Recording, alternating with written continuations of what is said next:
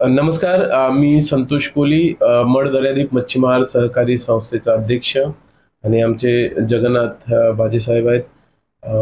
हा व्हिडिओ आम्ही बनवतोय ह्यासाठी की आपलं मच्छीमार बांधवांचे, मग गुजरात बॉर्डर पासून असू द्या, मुंबईचे आणि रायगड, रत्नागिरी या साईडचे, आपण आपलं दैवत ज्यांना मानतो असे आपले वेताल देव खंदेरी खंदेरीचे आपले देवस्थान जे आहे त्या ठिकाणचं मंदिर आहे. तर ते मंदिर आपल्याला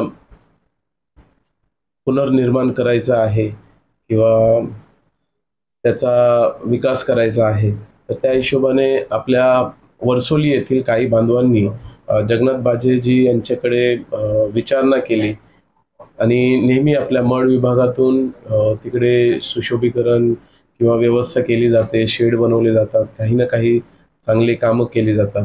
असेच प्रत्येक गावातून सुद्धा आस्था आहे त्या मंदिराची, त्या देवाची. तर ते मंदिर, देऊळ व्यवस्थित बांधलं गेलं पाहिजे अशी सर्वांची इच्छा आहे. परंतु ते बांधण्याकरता काहीतरी आपली संघटना असली पाहिजे. आपण सर्व मच्छीमार बांधव, सर्व मच्छीमारांचे कोलीवाडे जे आहेत तिकडची लोक त्या संघटनेमध्ये प्रतिनिधी असली पाहिजे. वर्सोली येथील अध्यक्षांनी आमच्याशी संपर्क केला आणि त्यांनी त्यांचा विचार मांडला की मंदिराचे काहीतरी 2 लाख रुपयाच्या आसपास काहीतरी निधी जमा आहे आणि त्याच्यामध्ये आपण प्रत्येक कोलीवाड्यामधून काही देणग्या जमा करून आपण अंदाजे 4 ते 5 लाखापर्यंतचा निधी उभारून मंदिराचं काहीतरी काम करूया म्हणून. तर मी त्यांना सजेस्ट केलं.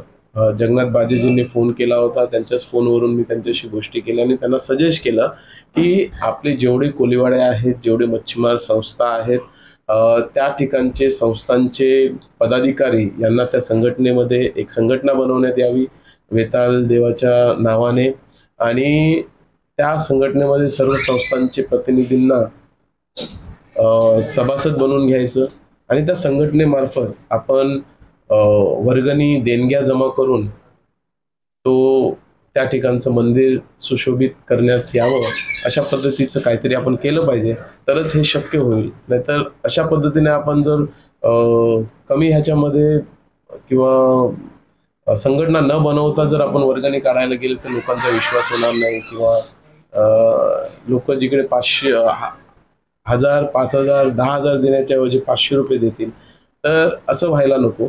म्हणून लोकांचा विश्वास पटण्यासाठी प्रत्येक कोलीवाड्यातून प्रतिनिधी त्या संघटनेवर असतील आणि ती संघटना त्या देवस्थानची व्यवस्था पाहिल अशा पद्धतीचं नियोजन आपण केलं पाहिजे.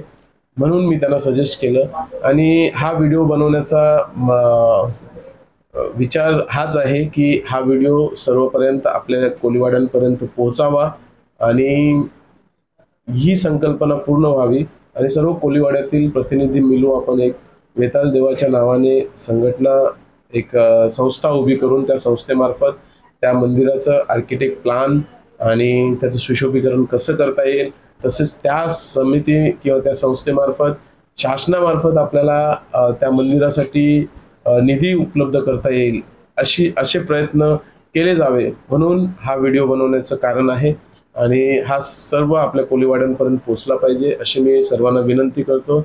आणि त्या पद्धतीने आपापल्या संस्थेचे जे चेअरमॅन असतील त्यांचे नाव आणि नंबर आम्हाला शेअर करावे. माझा नंबर आहे 9920665247. ह्या नंबरवर कॉल केला तर आपण सर्वांना एकत्रित करून